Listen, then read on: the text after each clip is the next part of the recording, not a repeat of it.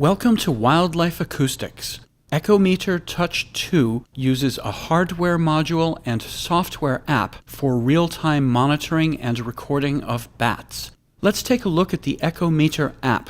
Once the Echometer app is launched and has detected the ultrasonic module, the first screen displayed is the live mode screen.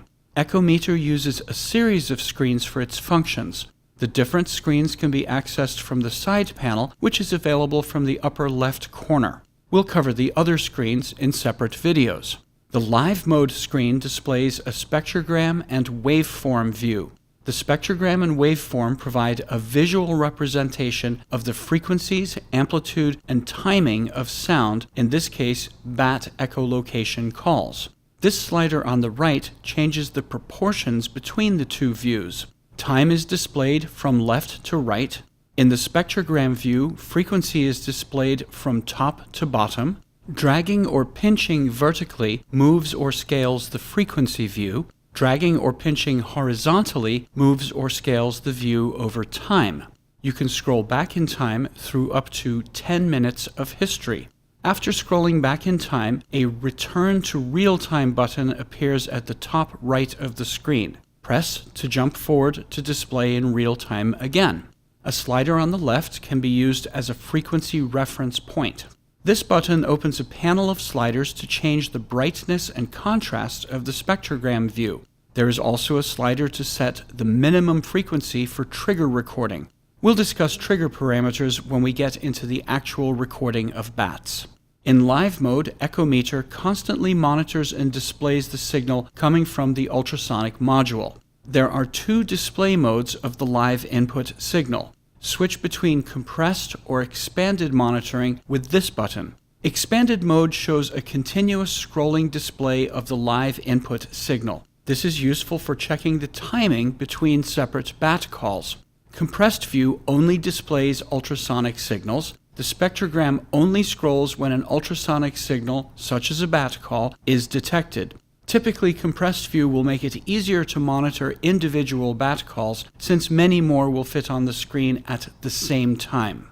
To the left of the compressed view button is the audio monitor mode button. Echometer can provide a real-time audio output of the incoming signal, which is played back through the device speakers or headphone jack. Echometer can use one of two techniques to make an ultrasonic audio signal audible to the human ear.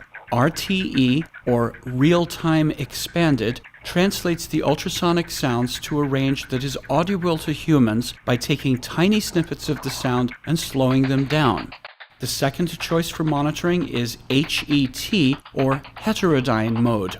This system allows you to set a tuned frequency and plays the difference between that frequency and the input signal, in this case a bat echolocation call. Auto mode will constantly tune to the frequency with the most energy above the trigger minimum frequency setting, or drag the slider on the left to manually tune the playback frequency.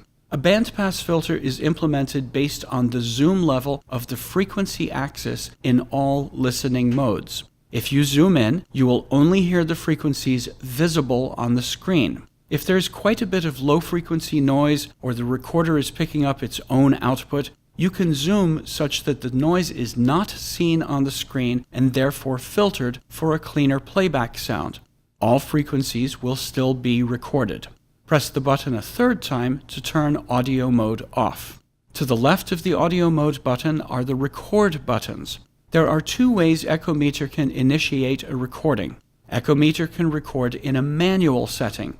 When the manual record button is pressed, the recording is started from 5 seconds before when the record button was pressed and continues until the button is pressed a second time or 15 minutes has passed.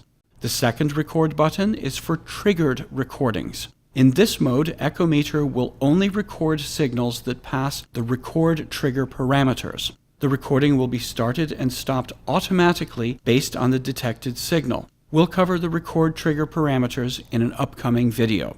The button on the right stops live mode and puts Echometer into low power consumption mode. Live mode can be resumed by pressing the start button. Now we've seen a review of the controls in the live mode screen in the Echometer app. The next video will examine how to use Echometer Touch 2 to record and auto-ID actual bat calls.